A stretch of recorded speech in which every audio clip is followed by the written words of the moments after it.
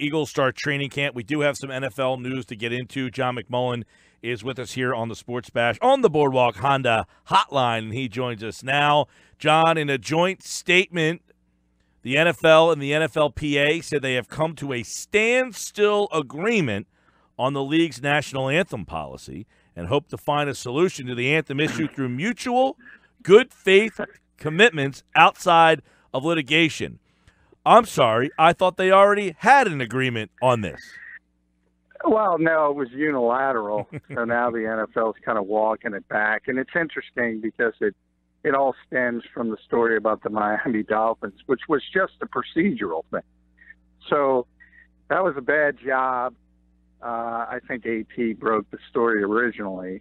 That was a bad job by them because they kind of inferenced that they would suspend people for 4 games, which is ludicrous. Miami did. Well, no. In other words, that's what the AP kind of inferred because the Dolphins rookies report. And when rookies report, every NFL team has to give sort of their template of discipline. In the NFL, it's just sort of, as I said, a procedural move you have to do. So they hadn't decided on if they would do any penalties because, remember, the NFL kind of pawned it off to the individual teams. They gave a structure, and they said, if you want to suspend, this is what you have to do. These are the limitations. The high end of that would be 4 games under the detrimental conduct part of it. The low end would be a fine. All the Dolphins did was hand that procedural thing in, and people took it the wrong way, and that created yet another firestorm, which we kind of talked about in the past. This was not needed by the NFL. They didn't need to change policy. This had gone away largely, but they stuck their foot in the fire, and it keeps coming back up because this league is just atrocious at both messaging and the over legislation aspect of it we constantly talk about, whether it's on field, off field. This league is an absolute mess when it comes to rules and regulations. Yeah, it looks like the disclosure of the Dolphins, you would say pretty punitive, right? Policy? Well, no. In other words, the Dolphins did not indicate what they would do. They were just doing what they had to do by NFL rule, and that's in as I said, so each team and the Eagles. Yeah, the Eagles will have to do it as well. When they report next week, they have to tell the NFL as an organization what their disciplinary policies are going to be. So, in other words, that happens every year from every team when they report. But nobody knows, sort of we talk about the helmet rule, how are the kickoffs going to change? Those are on-field things. This is an off-the-field thing that's obviously very controversial. The Dolphins were never intimating they were going to suspend players 4 games. That's the part where the AP took it wrong. They inferred it wrong. All they were doing is saying this is a potential because this is, in other words, this is what was the high point of the potential penalty could be from the league. So in other words, which was 4 games, right? Yes. In other words, it was just a placeholder because they don't know what they're going to do like the rest of the league. So they were never going to suspend any player for 4 games. Perhaps Stephen Ross would have fined players. I don't know. They haven't made that decision yet. But they were never going to suspend players 4 games. Right, because it sounds preposterous to suspend. I get it. People are offended by this, but to suspend someone for 4 games for kneeling as opposed to what Jameis Winston got sounds outrageous. Yeah, and that's part of that messaging thing I said. And I tried to explain it. You can't explain anything on Twitter, as you know, Mike, but the short end of it is there is a substance abuse policy, there is a personal conduct policy, and then there's sort of this national anthem thing. Now, I know people don't understand this, and I know the casual fan, to be honest, doesn't have much interest in it, but there's differences between each thing. The substance abuse policy, for instance, is very structured. Those penalties have been jointly bargained through the CBA and agreed upon by both sides. The personal conduct is really up to the whims of the commissioner. This national anthem policy, if you want to put that term on it, was unilaterally implemented by the NFL. So there's differences. So when you say, I get it, to the average fan, you say somebody gets suspended a full season for smoking weed versus Jameis Winston getting 3 games for groping an Uber driver. It doesn't make sense. And that's where the messaging comes in. And the NFL does a terrible, terrible job with it. And part of the reasons they do a terrible job with it is because the policies are terrible. Yeah. But when you have both ends of it, and you have no education on the policies, and you have bad policies, well, then it looks bad. Much like the suspension that Dante Fowler got today for, I guess it was, today, for stomping on a man's glasses and throwing his groceries in the lake in St. Petersburg, Florida. He got a 1-game suspension. It would sound kind of bizarre for him to get suspended an equal amount of games as somebody who, like Jameis Winston. Yeah, well, and Jameis got a little bit more. Nigel Bradham, for instance, got 1 game. One game. He was alleged. That's a better example. Yeah. That a man that was brandishing a gun got the same amount as a man who threw a man's groceries in the lake. Now, remember, Nigel did not. Well, Nigel did not brandish a gun. He had a gun at the airport. Forgot he put it in his bag. So right. That really wasn't that serious. However, he was accused of punching a Cabana boy at a Miami area hotel. What's worse, a Cabana boy getting popped in the face or an old man's glasses getting stomped on and his groceries getting thrown into the river? The old man, I would say, and it's funny because the 50-year-old guy who's called a Cabana boy getting punched in the face is worse than breaking somebody's glass. Probably. But, look, by the way, he got 75 hours of community service for that. Can you imagine seeing Dante Fowler sweeping the streets? Well, and that's a part of the thing, for everyone that wants to criticize Jameis Winston, for instance, and I get it because of his history, and I'm not trying to defend him, but think about this part of it. If you're a player, if you're the Players Association, look, he got no legal trouble from that incident. There was no charges ever filed. Nothing was brought against him. So from that perspective, do you think that's fair that he gets suspended 3 games, that never went anywhere, that no allegations were proved? The NFL got its own investigative business and said, you know what, we're better at this than the authorities, than the prosecuting attorneys in Arizona who never got charges to look at. Right. I don't agree with that either, to be blatantly honest. And people are not going to like that because they think Jameis is a bad guy, and that's fine. But the reality is, if you were not charged for anything in a legal spectrum, and you went to your workplace and you were suspended for 3 weeks, you probably wouldn't be happy about it. There's some other things I want to get into. Andrew Luck looks like he's going to be cleared for camp. He's going to avoid the PUP list. And obviously, this has been a story that's been bizarre. I mean, this is akin to the Mikel Fultz story with the shoulder problem that this guy's had. Essentially, he's missed 2 years of playing with this thing. But Chris Ballard, the GM, confirmed he will practice when camp opens on Thursday. He'll have some days off like here and there to kind of get ready for the regular season. But this is a huge boost, not only for the Colts, but for the league, who has had so many issues of keeping star players healthy. Yeah, I mean, obviously, he means so much to that organization. Does he make them a playoff team? I don't think so because it's been so long. I mean, Andrew Luck at his height, I think, they're in the conversation. He could make that kind of difference. But, I mean, he hasn't thrown a football in whatever we're on, 18 months, I think now. So the fact that there's obviously going to be some rust, I think it's huge that he's not going to open up training camp on the PUP list. That's very important, and it's a very positive development. There's no big deal. I mean, if for any veteran quarterback should be on a pitch count in training camp. There's no use to overwork him, so that part of it's not a concern.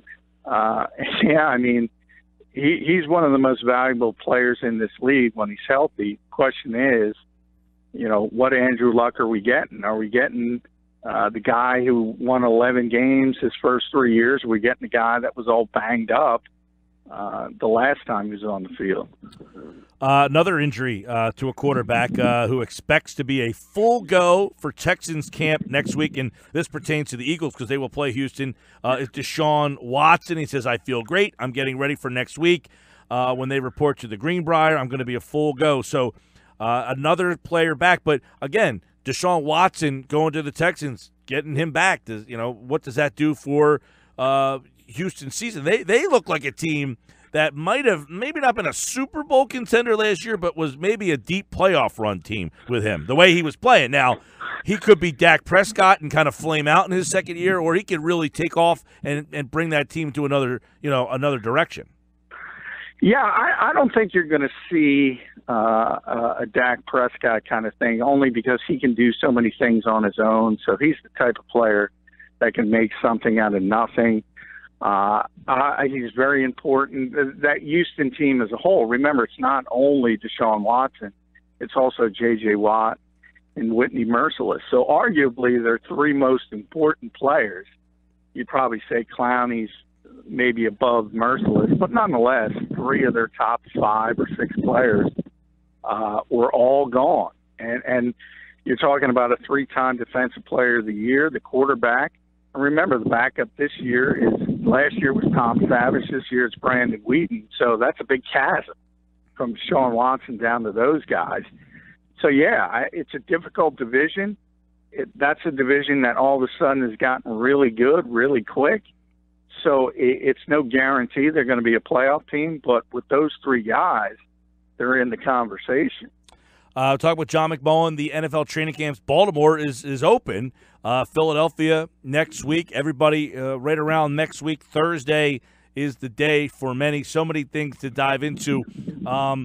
Let's get into some of the things that happened this offseason that we will now see with the teams coming back. We got the new kickoff rule, and we know that's going to change the dynamics of a lot of teams, John, including Philadelphia. Yeah, and Dave Fipp kind of acknowledged, and Doug Peterson acknowledged they're still, like everybody else. I think that, I always talk about the meaningless of preseason football. It's still meaningless as far as wins and losses and things like that, and even looking good. But I think this year is more important than most simply because of the special teams aspect. And everybody's going to be watching everybody else and how they handle this new kickoff rule. It's designed to make it more like a punt play. It's designed to get those high-speed collisions out of the game. Terry McCauley, one of the referees that just retired, went into the TV booth. He said it's the biggest change in the history of the game. Wow. I don't know if I necessarily believe that, but that's some thought. So everybody's going to be watching everybody else, and then we always talk about this as copycat league. Then if somebody kind of figures it out quicker, everybody's going to be copying that team.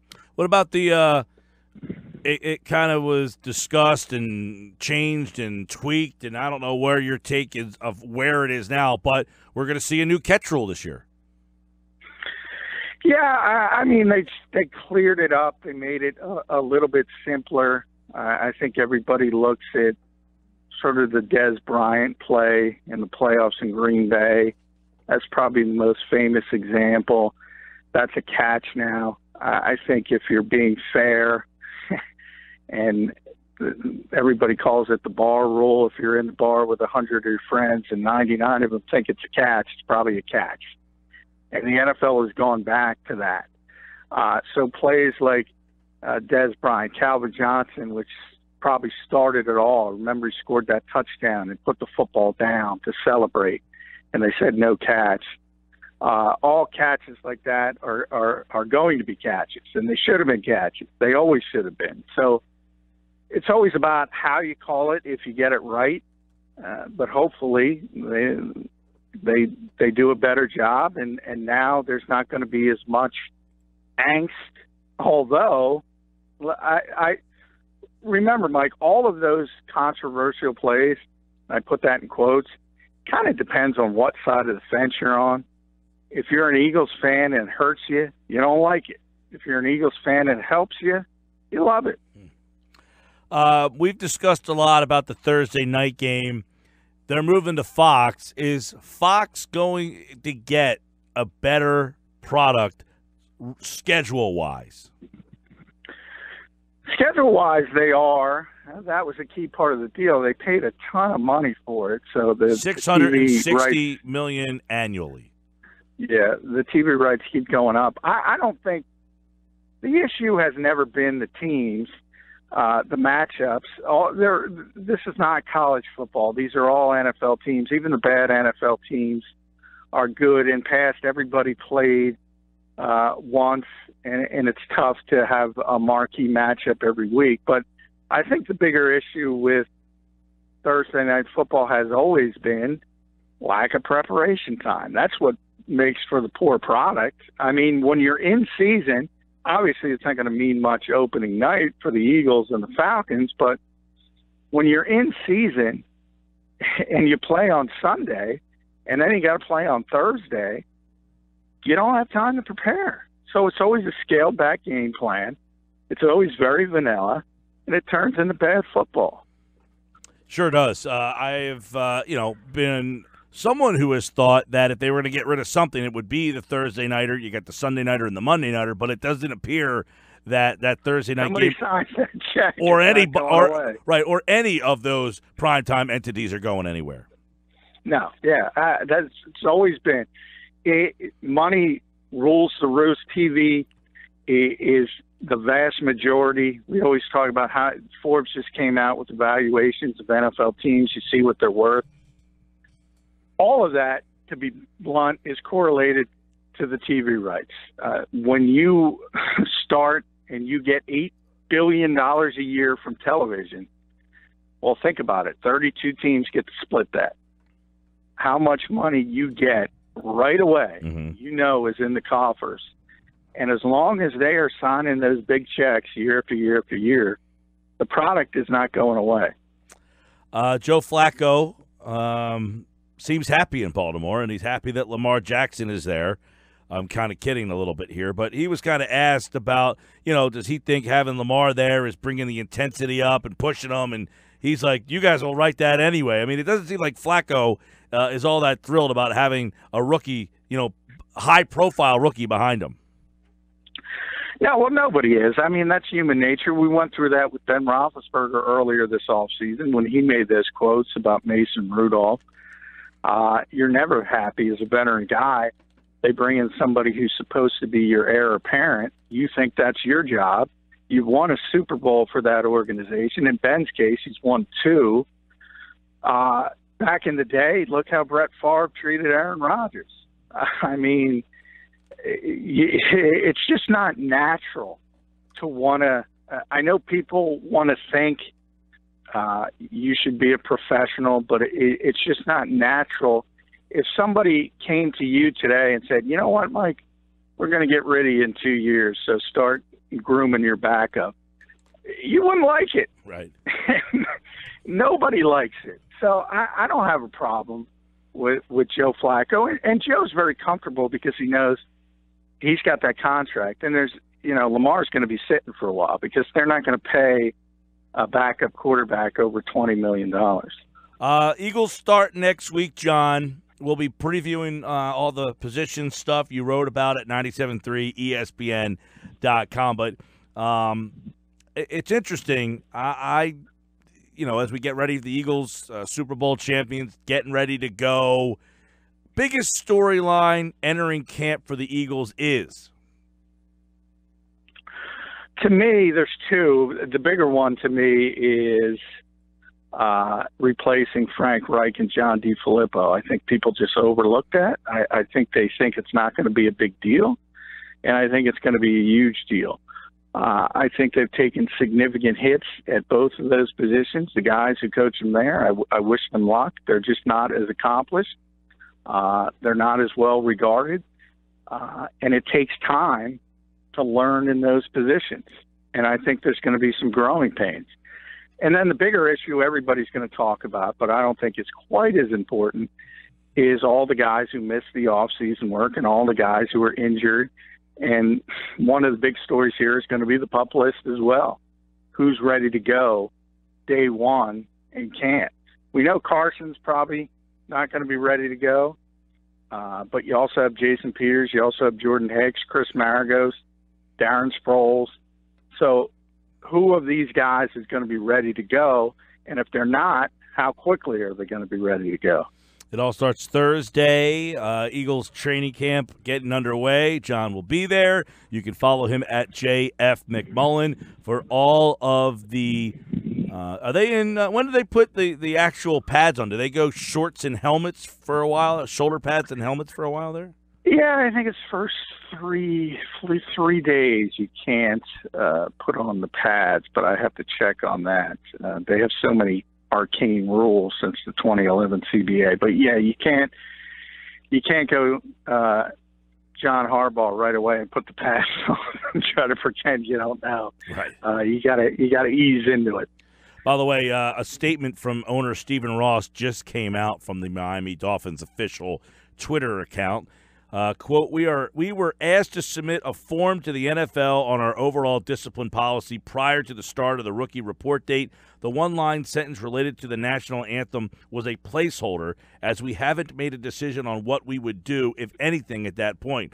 I'm pleased that the NFL and NFLPA are taking a pause to figure out a resolution on this issue. I am passionate about social justice, and through the Miami Dolphins and creation of RISE, will continue to use the unifying power of sports to improve race relations and drive social progress. There you go. Yeah, so kind of what I was saying, it was a procedural thing taken the wrong way, and the assumption that because the harshest penalty was put in there and that was a possibility, people kind of took that the wrong way. It was never a statement that they were going to suspend players. It's just a procedural move you have to make. The NFL requires it for each team. All right. Can't wait for next week. Eagles back at training camp. John will be there. We'll have it covered for you here on the Sports Bash. Thanks, pal. Hey, thanks, Mike.